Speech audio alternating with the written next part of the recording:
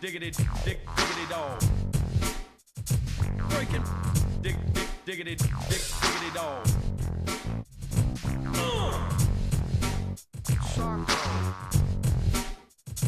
Breaking.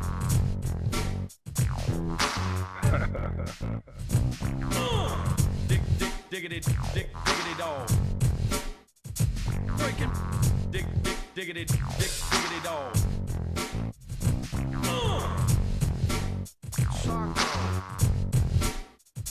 Breaking.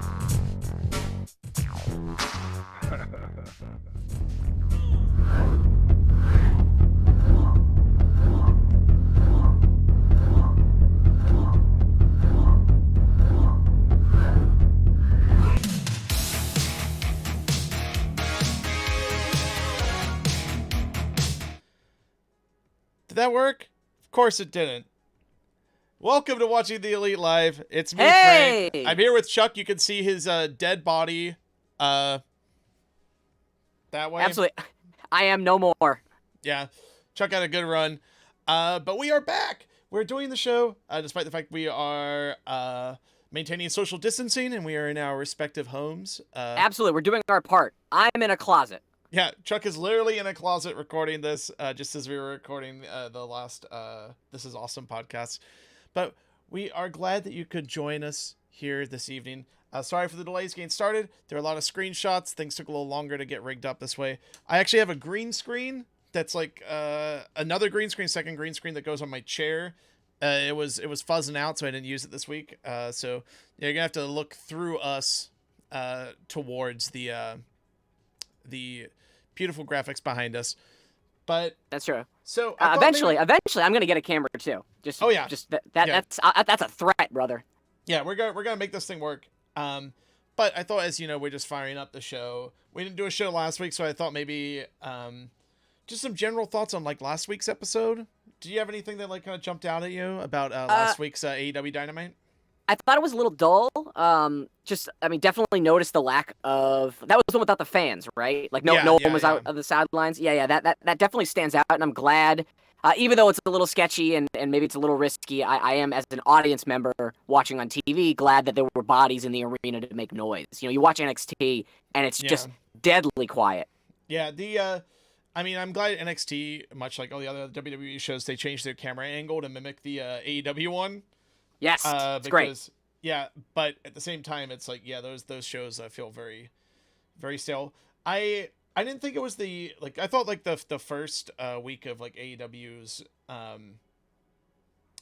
their shooting without an audience. I thought the first week was knocked it out of the park, slam dunk. Absolutely. Fantastic show. Definitely not as good as the previous one. I like the warmth of the announce team on this one. I like Tony saying he's part of the Elite. Like very cute. I thought it was really cute. But my general thought is they should be, like last week, they should be packing the shows with vignettes, which they did a lot more of this week. Thank God, because we don't need wall-to-wall wrestling on these shows. Honestly, like AEW TV as like a whole doesn't need wall-to-wall wrestling. Right. Yeah. I mean, I wish it was a little less like recapping stuff we'd already seen, and especially if you're someone who follows all the material, including like Dark and the Road Twos, you've seen this stuff a couple of times, like especially the sort of like the Nick Jackson footage. I think it was a Moxley promo that was a duplicate. So I like that there's extra video packages, but at the same time, I think it behooved them to start putting more of like not full on BTE stuff, but like maybe some more backstage shenanigans if possible. I was thinking more like Road 2 is maybe the tone that they could use for it. The Road 2 like went off the rails this week. I feel like everyone's getting loopy. Yeah, just a little bit. But we'll get to that. But the big thing from last week's show was so there was the Chris Jericho Matt Hardy vignette where Matt Hardy teleported around the arena. I'm not mad about it. Like I'm not. I think it's the most TNA it's felt, but the broken Matt Hardy character was like, in Impact Wrestling, it wasn't TNA, so of course it feels that way a little bit. But they explained it retroactively in kayfabe. I think Matt Hardy went on Twitter and said that he had hired someone to holographically project him into the audience to spook Chris Jericho. Yeah, and I think this is one thing that the announce team I think needs to start acknowledging, and we've talked about this Yeah. before, where it's just like Matt Hardy, they're like play with whether or not Matt Hardy actually believes what he's saying, or if he's trying to get in the head of someone. Play with the Absolutely. reality of it, it's just like man, is he like he's using like holograms or something, like, right? Like they need to like kind of like acknowledge some of the artifice, I think, occasionally. And especially now that you've got kind of like not to be a dick, but you've got JR out of the way, who's going to be your biggest obstacle for doing something like that. Like Tony's game, Cody's game. Like why not do exactly what you're saying and sort of like play up this, like, lean into the silliness, but also tip your hat that it could be mind games. Yeah, exactly. So, however, the line of the show was Matt Hardy saying, "I am magic." Yes. Well, there was that one, and then I also love that Matt Hardy says, what do you say? Ironic that you mentioned Judas. I knew him. He betrayed me too. Pretty great. Oh my god. Yeah, it's because he's Damascus. He's 3,000 years old. Absolutely. But this also brings me to another question, which is, does the Matt Hardy character belong in the main event scene? Yeah, I've been struggling with this, like, and same thing with the segment or the sort of sketch that they did on this week's Dynamite. It's weird. It doesn't necessarily feel like Matt's being elevated to the main event scene. It feels like Chris is kind of slumming it in the mid card. I completely agree. In my opinion, yeah, I completely agree. And also, again, it's like two WWE guys working with each other. It's kind of like Mox and Hager. It's totally. Like but you know what? If this is going to be your holding pattern for now, do some WWE stuff and kind of save your fresh matchups and stuff for a little later. I think that's good because, we actually saw, like, on Dynamite this week, a bunch more, like, rematches and people who are very familiar with each other. But you know what? Well, and it also, like, you're going to bring in a Matt Hardy right now. That's the time to do it. He's sort of this guy who he's very good at doing vignettes that are isolated from the actual, like, wrestling crowd. Like, obviously, the final deletion is the most famous example of that. There's no crowd in that. It still works. At least I think so. Yeah, and so if you're going to try this Matt Hardy thing out, I think now's the time to do it. 100%. But you know what? Let's dive into BTE. Let's do it. So I only took like one screenshot for this episode. Matt can't shake his coffee habit making it home. Like he can't do it. There were some kind of like crass coronavirus jokes that I didn't really like that much. But like they're acknowledging it, like. Yeah, look, they're not the most clever guys in the world sometimes. They're still pro wrestlers. Yeah. So I'm not giving them a pass, but it is what it is. I think Luchasaurus's one was funny. I think the Bucks one was like not great. Right. I enjoyed Hangman's sort of like millennial alone time. I really appreciated that. I mean, like, let's bring out the Tiger King himself. Yes. So, Kenny and Colt feud is great. Yes. Colt trying to get on in the back of all of Kenny's stuff. The Brandon Cutler, Peter Avalon feud continues. The Biggest Loser feud. Brandon Cutler gets better by the week. I love him. Absolutely. And he's carrying more of the load on BTE as well. It's great. Like he's the new Flip. I can't wait for him to have a match. I was just thinking that's actually a very good comparison to make. Absolutely. Yeah. What else we got here? Okay, Matt's little Ask Me Anything was good. Yeah, it was different. I wish we had, usually I'm up to date on that kind of stuff, and I guess they're not on Twitter anymore, so I'm assuming they did this on Instagram, which I'm not as active on. But I didn't, they should have made it a bigger deal, like to sort of not bring back the BT mailbag, although if you're going to bring it back, now's the time to do it. But I would have liked a little more heads up on that. I wanted to ask a question, Frank. Yeah. How come I didn't get to ask a question? I mean, we've gone on there once before. We have. That's true. Also, Christopher Daniels' birthday. That was like a real thing that they made into like a bit. Yeah. And I thought that was cool. I think it's good to document these times, and I think it's good to have some levity with it as well. Right. But I think that's what's important about these episodes of like being the Elite specifically, but also the Dynamite as well. Like it's going to be interesting to be able to look back on this period of history and have this stuff documented as like these sort of moments in time. Exactly. Yeah. Like but we won't get too much into the COVIDs. Sure. Yeah. Because that could be it can weigh on us. We're here to forget. We're here to talk about wrestling. Exactly. So moving on to Road to Dynamite. Culture City again gave the big shout out. I'm glad they're using like the downtime that they kind of have. Right. Well, they're also leaning shows. heavily into Autism Awareness Month, which is great. Yeah. I think that's really cool. Then we have like the off the rails road trip segment with Tony Schiavone. So I took some screenshots here. Oh, let's Chuck. go. Yes. I took like this one where you get like a little bit of look at the stuff on the right. But this is the main one, which is so the TNT Championship belt, red strap ? Okay. Tony Schiavone Patreon. Yes. Taz ? It's Taz ? Tully Instagram. So I was like, what do they mean by Tully Instagram? So I went on Tully Blanchard has an Instagram. Oh God.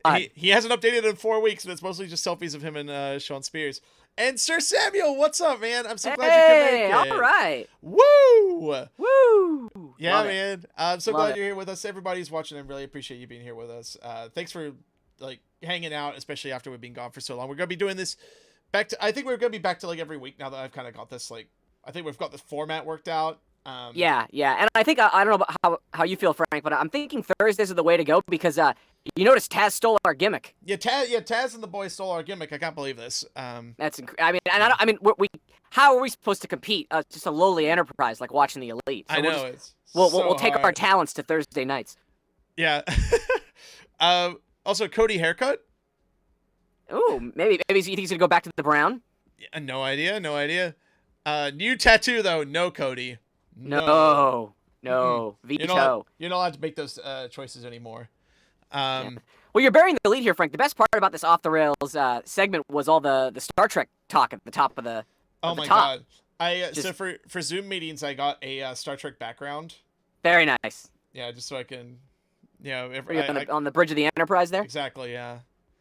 Hey, you find your fun. Which one are we talking about, Frank? We're talking about Enterprise A, Enterprise Classic, Enterprise D, E. Hey Chuck, I watched a lot of Star Trek, but I'm clearly not as into Star Trek. I mean, you on the bridge of the Voyager, the Discovery? Oh no, yeah, I'm on the movie bridge. Okay, all right. God, no, yeah. God, no, I'm not Yeah. done. The new movie bridge. This lens flares everywhere on Frank's Zoom meetings. But yeah, this was like I also like that the ideas that Britt and Tony are still kind of actually friends. Right. Well, Cody kind of blows up his spot later on Dynamite here that it might be more than friends? ? Oh, I mean, obviously it's a rib, but it's It's just a total very rib. funny stuff. Yeah. Tony got so uncomfortable. Yep, as he should. Yeah. By the way, Tony Schiavone, man, looking great for his age. It's Absolutely. And they figured out how to get him in flattering T-shirts. Yeah. Oh, by the way, so you're seeing like a shred of my desktop right now behind it, which is like, so the way that I'm getting your audio in is I'm piping it in through this PC. Oh, very the other nice. PC. We're jury rigging. Yeah. By the way, thank you, Sir Sam. You're right. How could we be a lowly podcast when we existed before AEW did? You know, that's a good point. Exactly. Yeah. I mean, we are the originals. By the way, Sir Sam, you getting good audio from both Chuck and I? This is good big call. question. Yeah. Also, anyone else in the chat? I see that there are other people watching. If you want to just chime in, thoroughly appreciate it. But yeah, AEW Dark, let's go. Oh yes, let's go. So I've got a little thing we're gonna work on here. It's called the enhancement talent bracket, which is since it's all enhancement talent this week. Mm-hmm. All enhancement talent. I wanted us to rank the guys by gear, song, name, and length of match. Okay. So first up, we have Matt Sells, who actually had the longest match. He did, yeah. So what do you think of the Matt Sells gimmick? Like, so it's his second appearance. Yes. On Dynamite, so clearly he's impressed. Yeah, he's selling. On Dark, rather. He's selling. Yeah. I like this guy. Good enhancement talent. Sells very well, like you said. Does little things. I think he has charisma, and he gets exactly why he's there. Yeah. Which I really appreciate. I love the look. It's kind of really like fun.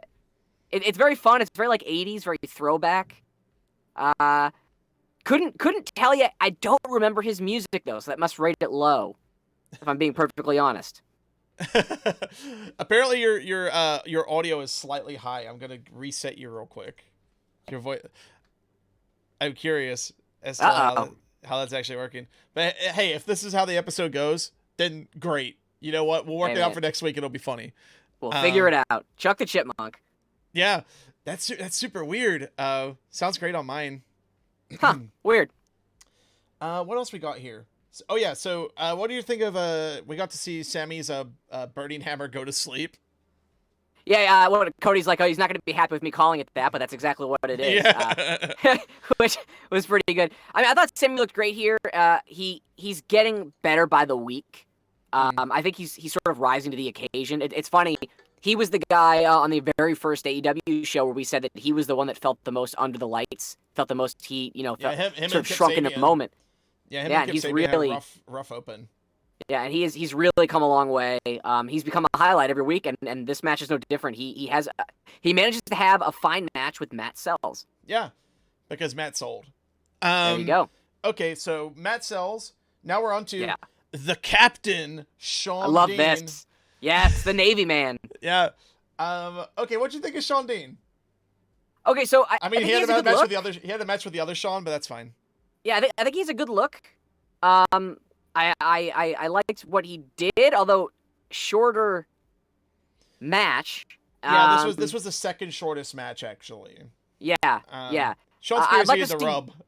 Yeah, I'd like to see more from him, but it's hard to judge, especially because Sean Spears is doing something very specific, and like his style of match isn't allowing his opponent to kind of show off, just because he's trying to heal it up.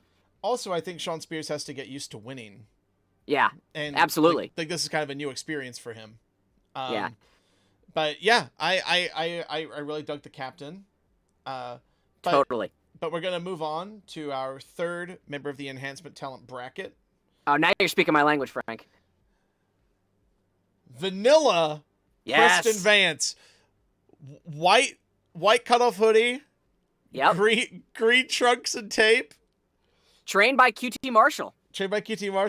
So I believe they shot these all in Atlanta. They're no longer at Daly's Place for these. And so it's like a bunch of people, I think, from like the local training schools and stuff like that. I think that's the idea. Yeah. I'm not gonna lie, Frank. I love this guy. Yeah. When he first came out, I was just like, oh no. And then when I saw Vanilla written on like his tights, I was like, there we go. He's basically like, he answers the question, what if Chris Masters had charisma? Like he's a big guy, right? Like he's not as juiced up as Masters, but like he's got a great he's got a good look. I think he has some fine charisma. What I really liked about this match, he knew how to take enough from Darby, right? Yeah. Like it still was kind of a squash, but like Preston got a lot, and he showed off his power well. I want to see more of this guy 100%. Yeah. He's at the top of my rankings, Frank. Okay. So this brings us to our fourth competitor, the Monarch of Manliness, Fabu Andre. Yes. It's Fabu! It's Fabu. Oh, man. So there's a lot going on in this match in general. So Mox is just running the camera. Hey, what's up, Jay Ronan? Glad to have you here. Jay, how do you think Chuck sounds? Is he Chipmunk? Do I also Chuck? sound like a chipmunk? This is great. I'm not gonna lie. I kind of like this. Yeah. But Jay, glad to have you back too, man. I really appreciate it. But maybe I can just reset on this end too. Maybe could be a double reset. I'll also play with my gain too. We'll see if that helps some. Yeah.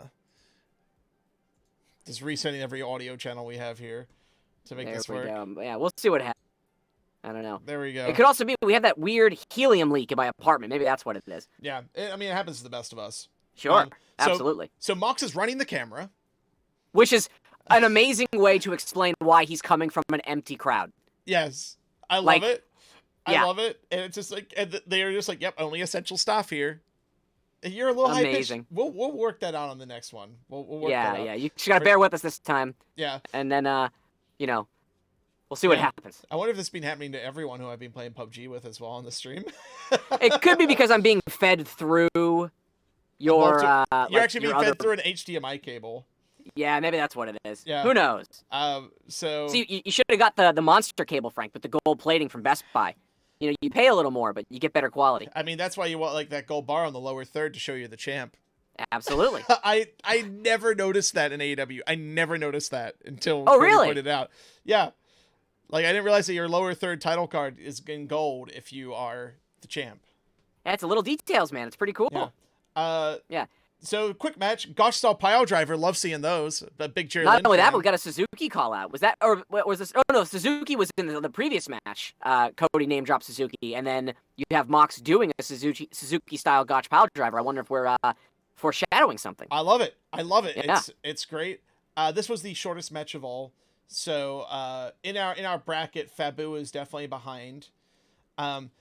So I mean, Fabu's gimmick is something else. It's Yeah, like, you know what's funny? His build. Tell me I'm crazy. He kind of is built like Dynamite Kid, yeah, completely. right? I feel like if Fabu like shaved his head and just like, you know, Became a big piece of shit. Yeah, became an asshole, wore a Yeah. mouth guard. Then Yeah. all of a sudden you got your you got your new Dynamite Kid. Actually, there is a wrestler called the New Dynamite Kid, and we know that because we were talking about a guy who we wrestled on the recent This Is Awesome that we're recording. Oh, that's right. That's right. Um, Oh boy.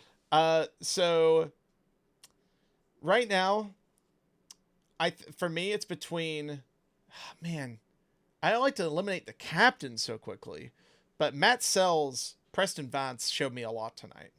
Absolutely, yeah, and I think Fabu just got shortchanged by the match length. Yeah. So yeah, I'm not gonna lie, I don't want to put him at the bottom, but I think for me it's got to go Vanilla, Sells, Fabu, and Dean. I'm a Matt Sells guy over Vanilla.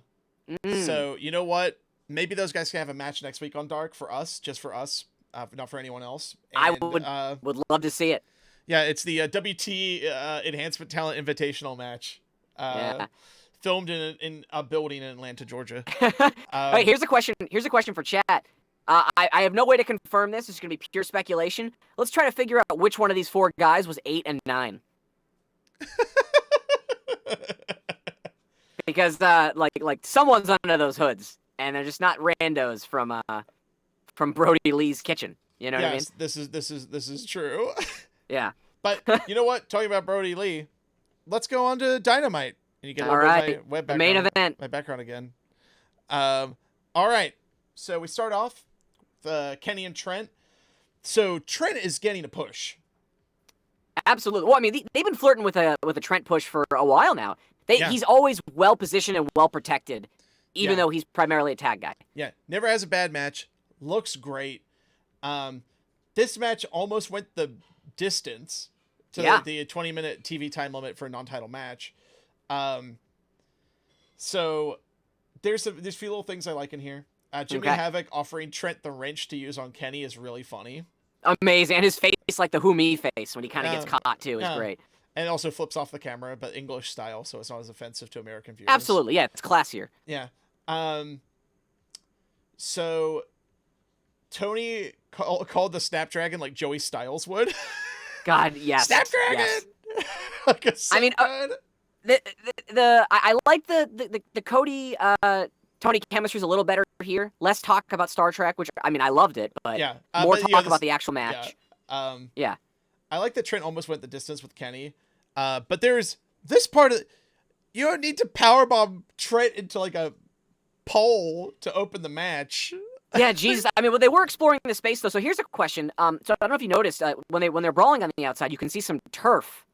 Yeah. Right. Yeah, you can see it in the image there underneath the underneath some of the mats. This is Glacier's Skull. This is Glacier's Skull. Okay, I did not know that he has that football training place in Atlanta. Okay, that makes a lot more sense. I was almost wondering. I know you said they were in Georgia, but my first thought when I was watching it was, are we in like some kind of Jaguars practice facility? But no, that makes a lot of sense. And here's the thing, that's a smaller ring, right? That's not the full TV ring. It seems smaller to me. Yeah, I mean, I don't know, chat. What does everybody think? I think that's definitely like an indie ring. That's like the 16-footer, right? It's not the full 20 feet. Yeah. But man, this was a great match. Though I admit that going over 15 minutes in an empty arena, it's starting to get to me. Like I am having trouble paying attention even to good matches, and it's almost like I felt like Kenny. I own like Kenny's like best wrestler in the world potentially. Like it's him and Okada are like the discussion. 1 and 1A, yeah. Yeah, but I think Kenny either needs a crowd or needs a gimmick. Like Kenny can go wrestle in the forest and be the most like insanely entertaining person I've ever seen. Right. But I feel like this empty arena thing is not great for him. Well, I mean, so much of how he lays out and structures his matches is sort of felt in the moment, and it's based off of reacting to the crowd, the timing. You know, a lot of his genius is the way that he lulls the crowd into thinking one thing's going to happen, and then it's the unexpected, or it's another V trigger, or like so. Without that other person in the match, the crowd, the third member of the match to play off of, and especially when this goes almost 20 full minutes, this actually, I will say, I like this match a lot. Lost my attention a couple of times. Yeah, I can't focus on it. Me too. And it's not as fun as the main event, which for me was the better match of the night. Yeah. So great match. Just present circumstances make it difficult to deliver in the way that they want to. But like again, it's like this is a great match anywhere. Like, this is a great New Japan match. Like, oh no, absolutely. You know, it's funny. We just covered the Jericho Kenny Omega match for season 7, episode 10 of our other show. This is awesome. And in the build up to that match, Chris Jericho interrupted Kenny Omega after defeating who? But Trent Beretta in New Japan. Yeah. So Jay Ronan points out Trent saying shit on Dynamite before Chuck is hilarious. Amazing. Yep. He's just dropping the S word. But the pop though, when Chucky finally gets to say it. Yeah, it's gonna be awesome. Like I very much look forward to it. But moving on to our next match, Hikaru Shida in action against Anna Jay. Okay, I've got a lot to say about this match. Okay, let's go. Because I don't, so go. Okay, great. No, okay. So I really like the Shida hype package. They needed to remind people who she was. I like that. We set up this trope now with some of these like lesser known talent. The enhancement talent. They used to be called jobbers. But we had this trope that like this is going to be a short match, or it's going to be a total showcase. But I really thought that Anna Jay, with 2 Ys, that's right, already in the ring. I thought she appointed herself well. Like she's well trained by QT and Glacier. She's from the school. She when I said I didn't have a whole lot to say about it, it's like they just had a good match, and I was just like, oh, I thought this was just going to be like a Shida showcase. And what I really appreciated about Anna Jay was that you could tell, I mean, there was some static at the start of the match. She's probably a little nervous, especially going up against someone of Hikaru Shida's caliber, but she got comfortable as the match went along. To me, that shows somebody who can be well in this sport. You know what I mean? She doesn't get more overwhelmed. She actually settles in and gets comfortable. Just kind of cool. Like that these independent wrestlers get a chance to wrestle on television with no crowd.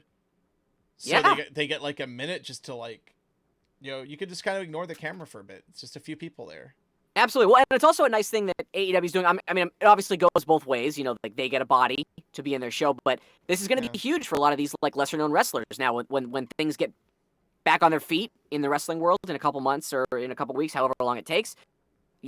These people are going to have a little more name recognition. They're going to be able to demand a higher payday, and I'm happy for them. I'm sure this leads to opportunities for Anna Jay. I like the reference to Alex Marvez as the person who did the research, but he did. No age, no height or weight. Thanks a lot, Alex Marvez. Tony Schiavone's urgency while naming different booksellers. Yes, he gets a little overwhelmed doing the plugs. it was like Mick Foley screaming Barnes and Noble. Amazing. Britt Baker eating a chicken sandwich. Okay, it took her like 2 matches to eat that chicken sandwich. It's outrageous. Britt Baker is a treasure now. She's demanding 6 feet of distance. Yeah, just having a blast. Britt Baker is. Who would have thought, huh? I mean, she's come a long way. And who knew it was going to be her relationship with Tony that was going to sort of anchor her and anchor her character. Tony Schiavone's amazing. Yeah. Really good match. No real complaints. Like I said, like the finish made sense. I like the Michinoku driver for the win. Yeah. We get a little bit of play between Shida and Britt, so we're probably going to see a match down the road. And also, Cody called Jim Ross one of the last cowboys in pro wrestling, so I sure hope Hangman didn't hear that. Oh my God. Yeah. Cody. So there's a Mox and Hager promo after this. I didn't get a screenshot for it. It was very long. Yes. A lot of not reuse. my favorite package. But the big takeaway, the two big takeaways. So we're gonna get a no holds barred match in 2 weeks between Mox and Hager. Mm-hmm. Other big takeaway, Chris Jericho has stated he has a rematch clause. Yes, and he's just so that's confirmed. Yeah, he's just kind of chilling out for a little bit. Yeah. Hager saying that Mox didn't have the ruthless aggression is really funny. Very funny. Yeah, everyone's gonna take their little digs at the old WWE. Yeah, and also I like that the heel stable is the unified one, and they've re-emphasized that over and over and over again. Well, for now, we'll see what happens. Yeah, we will see what happens. The second that Sammy starts getting more success than Jericho, that's gonna change real fast. Yeah. So we make a transition to Colt on commentary. Yes. But we get this Jake the Snake promo. Holy shit. How? Okay, I'm actually angry. I'm so angry because we were robbed of this for 20 years. For over 20 years. I know. Dude, those demons, man. Those demons. I'm so glad he's doing well. I'm so glad he's involved. I'm so glad that so did you hear him talking about being brought into AEW? Like kayfabe or like shoot? No, shoot. Oh no, I think I missed this one. So he was just like, you'd think it would be like Dallas or Arn or like, my close friends who would have brought me in here. And he's like, it's Tony Khan. Tony Khan called me. Amazing. And Tony wanted me there. And he's like, that meant the world. That's awesome. Because it isn't just, my buddies trying to do me a favor. It's right. just like, the boss. He's like the boss said that I can do something here and I can add something. And well, and he really does. Like, I know the criticism up to this point has been that he does a better job of getting himself over than getting Lance Archer over. I think he got Lance Archer over huge during this promo. Yeah, I think he needed the rub. He needed like Jake needed to be over. Archer needed the rub, and this promo is great for Archer. I can't see anyone being able to argue that this wasn't anything but amazing business for Lance Archer. I love how it's shot. Yes. I love everything. Well, I like that. This. I like that each character kind of has, not every character, but there are characters that have their own style of vignette. Like not like Darby, who's got that kind of Jim Jarmusch style, where it's in the black and white, and it's got that kind of odd. But you've got Jake out here, who kind of has this backwoods thing. It's a little Bray Wyatt-y. I mean, even the Bucks with the BTE style is their own style. There's an aesthetic for some of these wrestlers. Yeah, exactly, and I love it. It's just a breath of fresh air. Absolutely. It's old school. It's new school. I love it. But Lance Archer's making his in-ring debut next. I wonder who he's gonna have a match with. Oh no! Well, Lance comes out to his like screamo/gut bucket music, which I kind of like. 5, 4, 3, 2, 1. Everybody dies. Yes. Oh my God. Yeah. So Colt on commentary saying that Archer was exiled out of American wrestling, immediately followed by like Archer ejecting Marco with that suplex. Incredible. And Jay Ronan, you're absolutely right. Archer should be in jail for what he did to Marco Stunt. Oh my God. I mean, it was a murder. But that's what you need. You got to put the guy over big. He's a monster. Like, he gets him in like tilt-a-whirl choke slam kind of deal as well. Yeah. Like, no, my favorite was what I'm calling a release throne fuck you plex, where he just kind of tossed Marco. Yeah, that vertical suplex. And like everyone was just like, oh, Colt Cabana is great. Like, I love that he has this bit going on with Sabian, but also he's going into this tournament, and he also has he's essentially wants to prove himself as a wrestler, not just like an announcer or a podcast guy or a comedy guy. Yeah. One of the things that he mentioned last week that I loved, where he's just like, maybe it was this week. Yes, it was this week. He said he was going to use his comedy to get the win. Right. Right. It's just like, I'm messing with people out there. Like, yeah, it's a style. Yeah, I love it. So I was just like, why is Aubrey not calling the match off? And that's when Marco had his like tiny rally. Right. Which I was surprised, but you have to, like, AEW is a company that understands that a win doesn't mean anything unless the opponent's credible, even if it's Marco. Exactly. And that's like why going back to like the Anna Jay match, it's just like everyone knows what they're going to get out of a WWE squash match. Already in the ring, they don't even say their name half the time. They get chokeslammed, no one cares. Whereas like with this match, it's like, it's longer Archer's Yeah. showcasing his offense. It's interesting. It's different. He's got a crash test dummy. And you know what? The little guy actually tried. Like, and that's awesome. Like, that gets absolutely. Marco over huge. That's how you get a Spike Dudley, as opposed to, like, just a guy who loses. Totally. Oh, Jay Ronan is calling out Darby versus Archer for finals. Gimme. I think that's what we're building to. I really do. I'm all about that. I am all about that. So I just took a screenshot of this.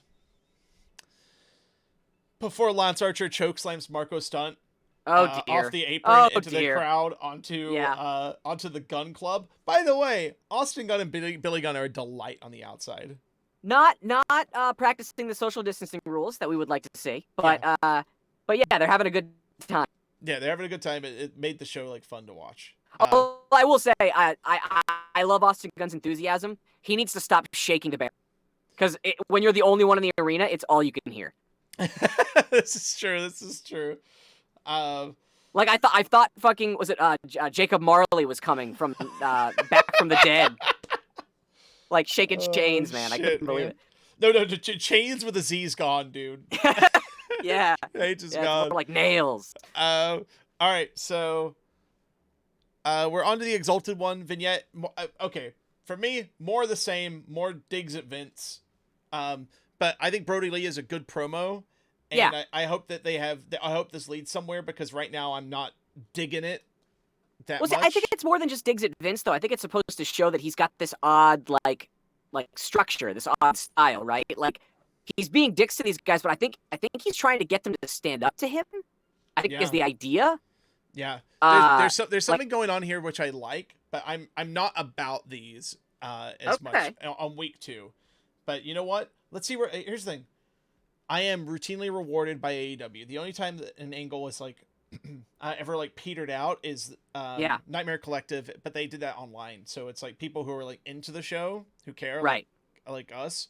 It's like we get it, and the people who just hated it, they don't have to see it anymore, and they don't care. I will say though, Mr. Brody did have the line of the night when he was yelling at one of his goons for yawning, and he's basically saying like, "Why are you yawning? There's nothing to do." It's kind of amazing. He's a great promo, dude. He is a great promo. He's got that quiet intensity. It's very Jake Roberts. Yeah. I'm kind of surprised that we didn't see them together. But hey, you know what? We're probably going to see this guy in Lance Archer before time's up. Absolutely. Oh, man, a couple of hosses. Let's go. Oh, like get JR. JR would be a delight on commentary for that one. All right. So we got Natural Nightmares debut, QT Marshall and Dustin Rhodes against Dark Order. What'd you think of this match? I think it's fine. I don't quite know why we're investing so much time in it. I mean, it's probably because there's just no one else, but we're putting a lot of time and energy into the Natural Nightmares, or to building up QT Marshall and Dustin. Feels a little... The idea that QT Marshall is having like matches all the time and Jimmy Havoc isn't, and Joey Janela... Right, it's a little nepotism-y. Like, I know people like QT, he's a good story, but it's kind of like Brandon Cutler. It works best in small doses. Yeah. Especially while he's getting his hair plugs put in. Jesus Christ. Yeah, I hear Janela doesn't want to wrestle right now. Okay. Which I think is fine. There's like a few people who I don't think want to wrestle. Right. However, I believe some stuff was like shot at like a place that Joey like. But that might just be some dirt sheets nonsense. Those Daz files. Yeah, like they shot something at like some location that Joey has something to do with, or GCW has something to do with. Oh, interesting. But But yeah, this match was like fine. What'd you think? It's a squash. We got some good cult jokes, like why was 7 afraid of 8 because 7, 8, 9, and 9 scary guy, or I don't know. He was saying something to make a lot of numbers jokes. That Colt Cabana, a lot of that, yucking it up. Yeah, this match was whatever. Yeah, it was total whatever. They have to be building to a Dark Order win eventually, because these guys lose a lot, and they've got their Exalted One, and they're still losing. Right, which is odd. Yeah, although we haven't seen, Grayson and Uno in a little bit, so those are clearly the sort of the gems in Brody's crown, if you will. Yeah. Do you think Fabu was one of them? One of the guys? Yeah, actually, probably. I think I'd guess Fabu and then someone that we haven't seen yet, maybe that wrestled for Dark this week, because none of the other body types quite match. Yeah. I also will say I love a good wrestling mystery. Right, well, totally. Who's under the A lot of hood? miscommunication during this segment. Like, it took ages for Brody Lee to come out. A lot of Yeah. stalling. I thought they were a commercial. I thought this was pre-taped, and I guess it wasn't. Yeah, very strange. Yeah. Pre-tape some stuff, guys. I don't care. Yeah. Just like, And there's nothing wrong with pre-tapes because the next segment was the best pre-taped thing on the show. Oh my god. There's Yes. so much to love out of this. The pouring the glass and drinking from the bottle. Incredible. Calling Kenny Omega a pumpkin-headed dipshit. Yep. Nick Jackson's bebe. Oh my god. Just Jericho wearing pants in the jacuzzi. Yeah. I mean, come on now. Hangman hunkered down in Tennessee with Harry the horse. Incredible. Jericho cutting a promo on a drone and giving it a tiny fucking t-shirt. Like, I'm this is more one of the invested in Jericho versus Vanguard than I am Jericho versus Matt Hardy. This is... That little bastard stole my shirt to release the hounds. All Amazing. of this is like... I loved every goddamn moment of this. This was perfect.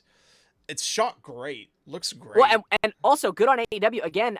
As Tony's teeing it up, he basically says Chris Jericho sent in a video, so that's what we're seeing with the camera that he's looking towards, and then Matt Hardy sent in his own footage, which is all the other shots, and then they were edited together by the production team.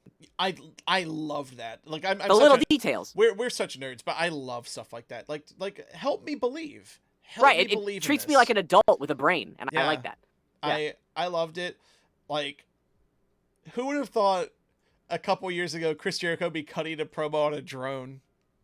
It's amazing. Well, I'd like to revisit, like, I don't know if anybody in the chat has any thoughts, but, like, we were saying earlier that this kind of, like, it feels like Jericho's coming down to the mid-card, but the thing to remember is that that's kind of one of Jericho's superpowers, is that he can move up and down the card as needed, and he's bulletproof.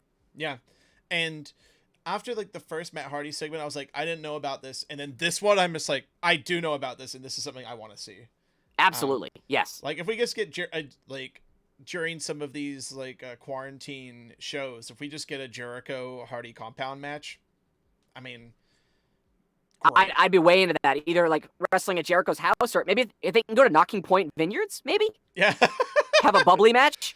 Oh, my God. The bubbly match. You get thrown into a vat of the bubbly. You got to throw that bubbly out afterwards. I'm excited to see what Jericho's Vanguard equivalent is going to be, because I'm assuming he's going to get something of his own that's going to be similar to Vanguard. Yeah, I hope so. Yeah. I hope maybe it'll be a talking champagne bottle. Who knows? I mean, Hangman's Shoes once spoke. There you go. Yeah. That's canon. I mean, this is the segment of the show. Yeah, 100%. Yeah. More of this, please. Yeah, give me some of that. Yeah. Like that. Like that. More of that. All right, Bucks vignette. It's a little vanilla. Yeah. The Bucks are like, this is like, the Bucks are, I like that it's grounded, and you needed something grounded. Like, the only way you could do a back-to-back segment with the last one is if you do something grounded. Right. But the Young Bucks used to be like weirdos. And they still are on BTE. Yeah, but I think we need a little bit more of that Bucks now. I think because of all this, how we've had to put everything on pause, I do feel like there's some character progression that unfortunately they're kind of in a holding pattern. Like, I think the Bucks were 100% heading down a road of potentially turning heel. Yeah. Or at least becoming a more aggressive, edgy version that they used to be from, like, PWG. Yeah, like, and I think that's the suck it Young Bucks, like exactly. And I think all that's on pause right now, unfortunately. Yeah, it is. But I did like this because it was grounded and they're real guys, and I think this will do a lot to actually endear the crowd to them, and absolutely and educate them a little bit more. But again, like, we got more vignettes this week. Good. Who are the Elite? Come on. Yeah. Like, treat me like an idiot for a while. Tell me how these guys met. Tell me why they're together. Tell me why, the connection to the name. Like, why are the Elite in All Elite Wrestling? That'd be great. I would not mind, like, a 5-minute package kind of explaining who each wrestler is every week to fill some time up. If they just did an hour on the history of the Elite one week instead of doing a show. No problem with that at all. No problem. But yeah, I like the segment. I like that it was just like, hey man, like we got a wrestling ring. Like, let's see how you doing. Are you ready to come back yet? And he isn't. He's like, I could have become a singles wrestler, with your injury and stuff. Like, I liked all that. Like, that stuff was all good. Incredible. Yeah. And I'm just glad he gets time at home with his family right now, you know? I mean, I think that's the most important thing. Like, I mean, obviously these guys are going to be home anyway, but you know, it's just good timing for Nick. He gets to actually spend it with his new kid, with his new baby. Yeah. Yeah. Who we learned, by the way, is named Michael. So if he becomes a pro wrestler, he'll be Michael Jackson. Oh my God. Michael Jackson. I popped. That was funny. Yeah. So our main event of the evening, Sean Spears and Sammy Guevara versus Darby and Cody. Hey, Sean Spears gets a main event. All right. Good for Sean. He's definitely benefiting from no one being around. He's just there. Yeah. But I'm really glad, like, so Chuck and Trent pretending to be fans and catching Cody's t-shirt. Very good. It's really funny. Well, same thing with Brandy catching the weight belt again. Yeah.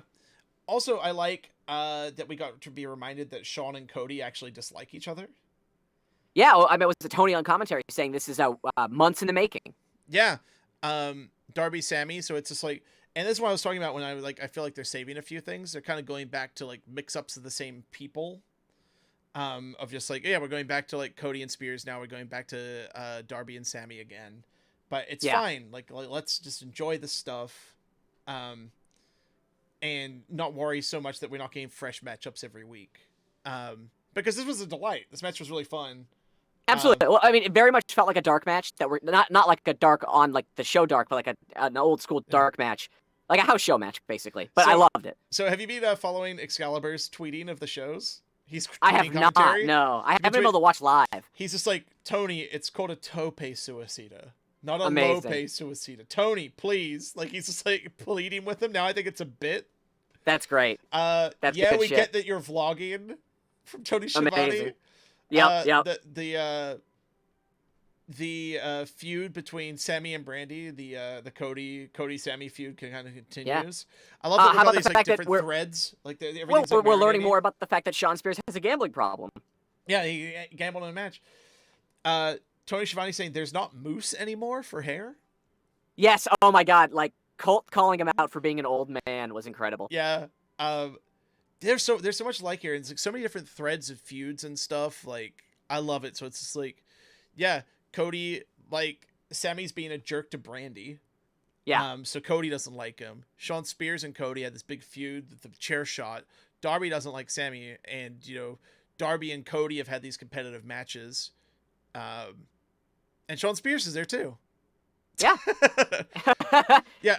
Interesting, Jay Ronan. I feel like Sean is going to get the win next week, so Darby can beat him. I think Sean has pinned Darby twice now. That's really interesting. I mean, I'd be shocked if Cody lost at Sean, although it would be an interesting story to tell if Sean's been on this epic losing streak, and then now that his manager's no longer around, he suddenly starts winning. But what if he needs his tag team partner still? He's trying to find a tag team partner.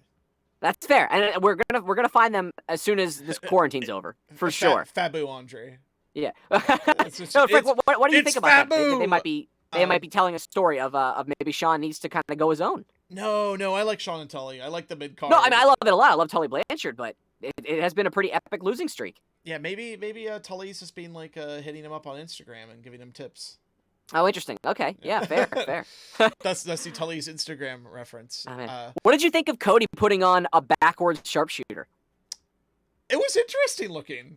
He did it wrong. It's not interesting, Frank. It's wrong. Oh, I forgot. To Bret Hart mark. He steps through with the wrong leg and then turns the wrong way, so it's like backwards. It's very strange. Sorry, I thought it looked fine. I usually don't like a bad sharpshooter. I mean, it wasn't like a Rocky Maivia sharpshooter, but it was pretty gnarly. Not Spears and Guevara, Dumb and Dumber, the classic movie. Amazing, and I did in fact watch some Dumb and Dumber after Dynamite ended. Oh, so, nice! You know. I was watching on Fight, so. Okay, yeah. Because I got a VPN gimmick. Oh wait, I should have said that on the air. God damn it. Oh shit! Now we're gonna get But you can see the Fight icon on all my screenshots that I took of the show as well. Oh, fair enough. Don't tell anybody. Don't tell anybody. So moment of the night, moment of the as far as wrestling, moment of the match was the coffin drop off the pole. Very impressive. Dude, I felt like that was a. By the way, I just realized like I'm just holding a peg, like a chip. Sure. I might use a pencil. It's like kind of more official. So, is this a direct shot at the Baron Corbin Elias? Oh, interesting. Thing where they're just like, "Hey, you guys faked a dive. Well, we did it." I mean, it's also just kind of like what Darby does on Wednesdays. It's you true. know? I don't know. Darby hates his spine. It's true. Does not like it. Doesn't want to have one. Wants to get it removed. Does not plan on being a wrestler in 3 or 4 weeks. It's true, Jay. You cannot do a bad sharpshooter when Chuck is watching. Yeah, it's true. I get angry, and you will hear about it. It's true. Unacceptable. But that dive was insane, and Spears beating Darby was crazy. He needed it, though. He needed it. And not to be like, 50-50 this, 50-50 that, but like he legitimately needed this, if only to just be credible against Cody. Darby's been doing great lately anyway. It's not like he's gonna lose to, like, when the crowd comes back, it's not like they're gonna sit on their hands for Darby because he lost to Shawn Spears in a main event. Absolutely, and he was trying to do a good thing. He was trying to save Cody from a chair shot. Yeah, and you know what you get instead? You get hit with a shoe.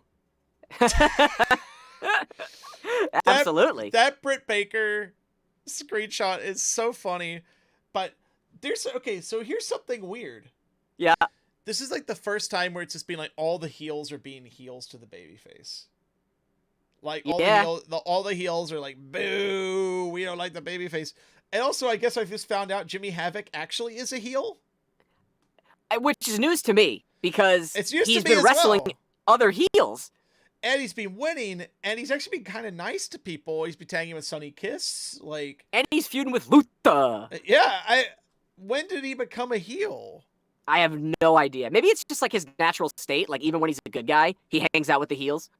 Yeah, but he's like fishhook and Cody and stuff, and I don't know. Yeah, that was weird. But Britt Baker is hilarious and amazing now, and it turns out just big Britt Baker fan. Also lives in Atlanta, right? So yeah, who throws a shoe? Honestly.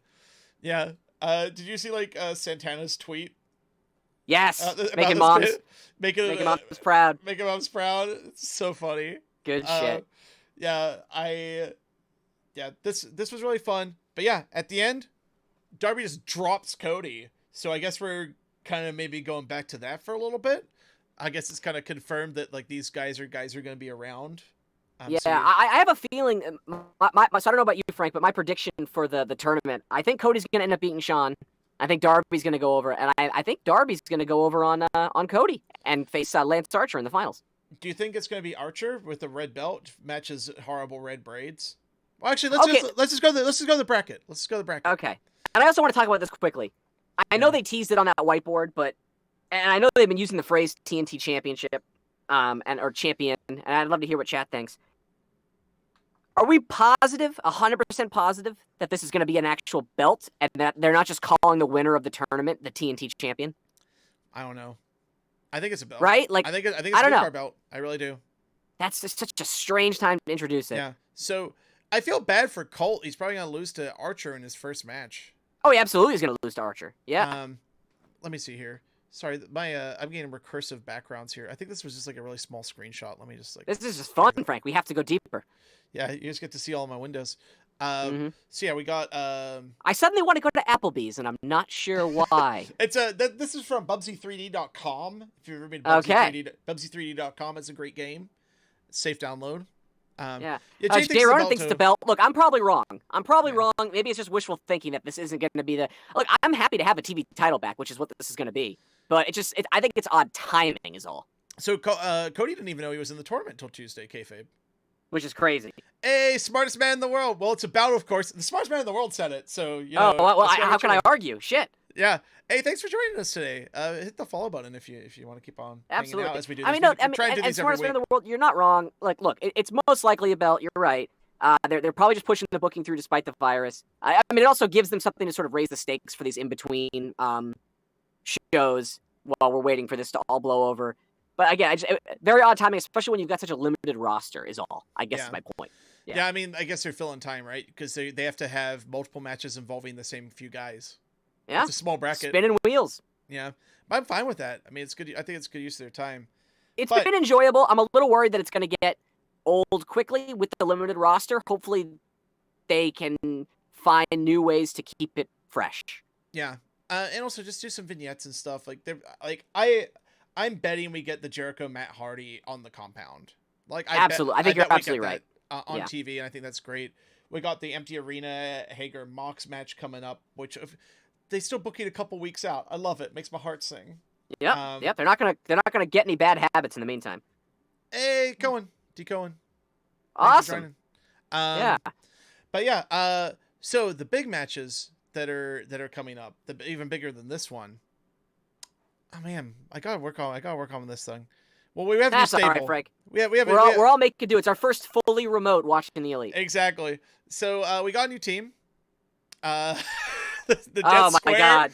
Yes. By the way, when I saw this, I was just like, this sounds like I'm kind of okay with this. I'd be into that. Yeah, Excalibur if Excalibur was the mouthpiece, I'd be like, all right, the heel sure. manager. Yeah. Also, luchador in a suit. Any luchador in a suit looks cool as hell. It's the best look. It's the best look.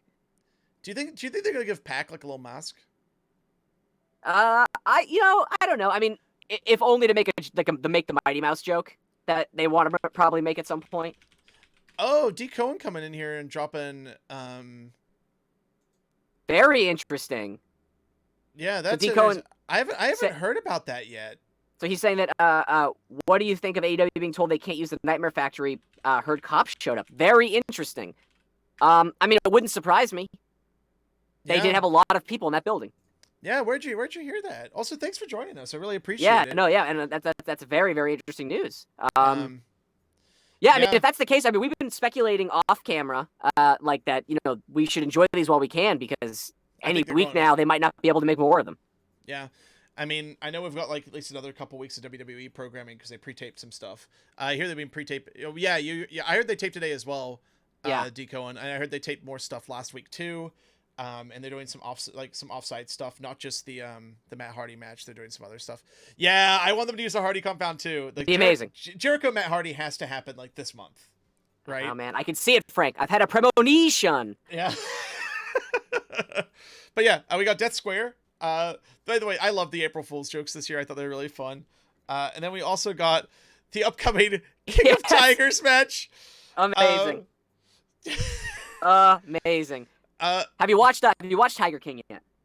No, I haven't watched Tiger King. I've heard that I would hate it, and I've heard that I would love it. Yeah, I'll say I enjoyed it, but if you're not comfortable watching even things that suggest animal abuse, I'd avoid. Yeah.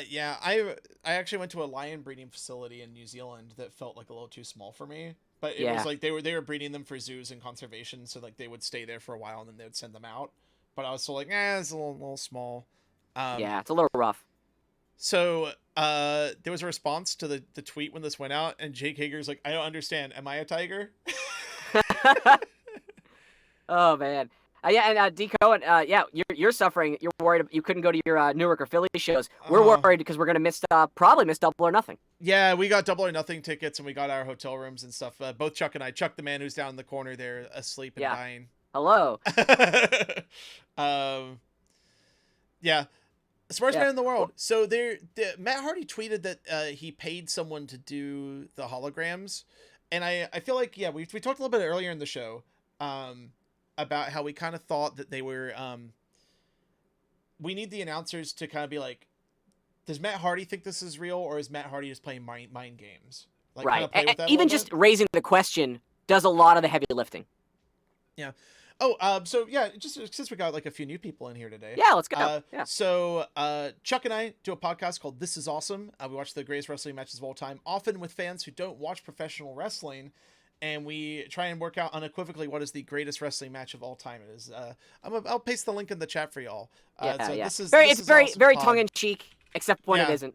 Yeah. So we break down every single match, pretty much move by move, and then we put them on a big board. We've done a ton of episodes. Our season finale is coming very shortly. Things being a little delayed because we can't actually be in the same room. Usually we just so this room with like the green screen like over there, and you can kind of see like racks and stuff. This is actually my studio where we record all the podcasts. Usually I'm usually green screened as well, but we're having some green screen issues with me by myself here.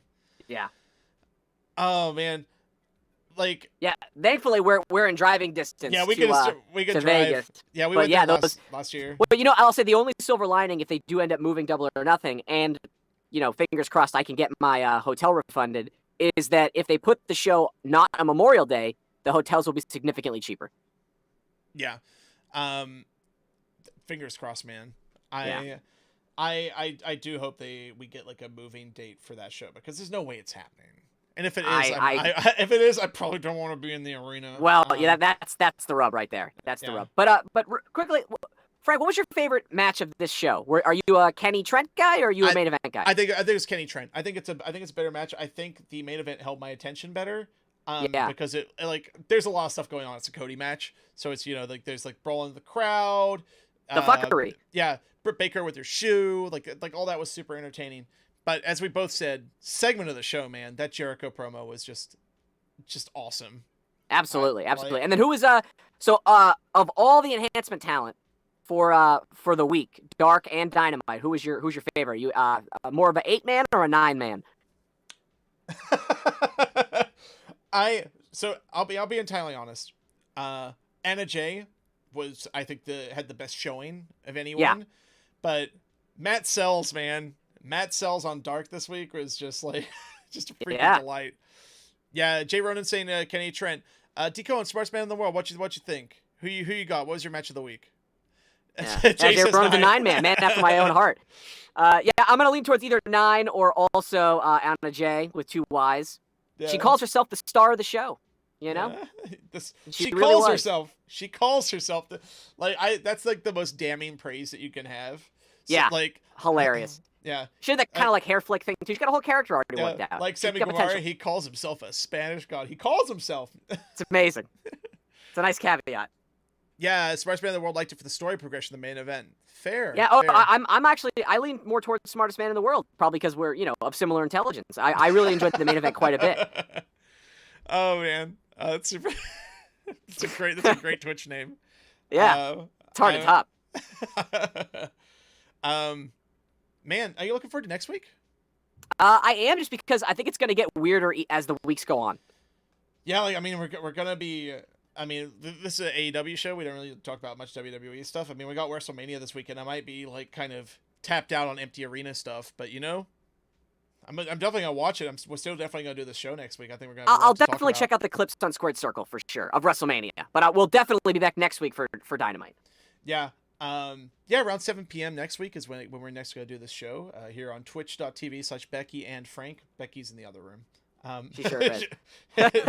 No, she was also coming to Double or Nothing. She's bummed that we're probably it's 99% not going to happen. And my tag team partner is also very disappointed. We were all ready to go. Yeah, we're all ready for that Vegas vacation.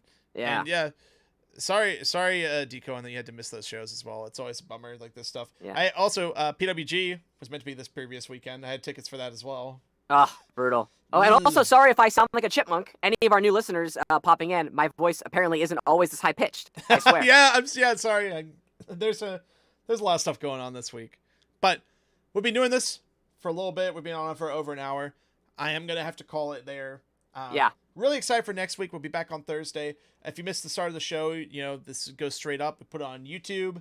But if you could do us a big favor, if you're new here, hit that follow button. Really appreciate it. And yeah, we'll be doing this next week. Also on YouTube. Smartest man in the world. Thank you for the follow. Thoroughly appreciate it. Yeah. Also hit us up on Twitter at TIAPod. That's the handle for our other show, but we keep everything on one account. So that's where you can hit us up. Let us know what you're watching during the quarantine and what you're looking forward to for next week's Dynamite. Yeah, we'd love to hear it. And yeah, thanks for just hanging out, everybody. Jay, everybody, smartest man in the world, D. Cohen, Sir Sam. I needed this. Yeah, I needed this too, man. Oh my God, life is weird. But yeah, I think we're kind of settling into this 7 p.m. Thursday gimmick. It feels right, Frank. It feels right. I'm into it. Yeah. But anyway, I better call it. Thank you for watching, and yeah, we'll see you next week. And yeah, you should watch Elite. Watch Elite. Watch Elite. Watch Elite. That's all right. Have a good night, everybody. All right, catch you. I gotta hit the outro button. Hope it's not too loud. Bye. Uh-oh.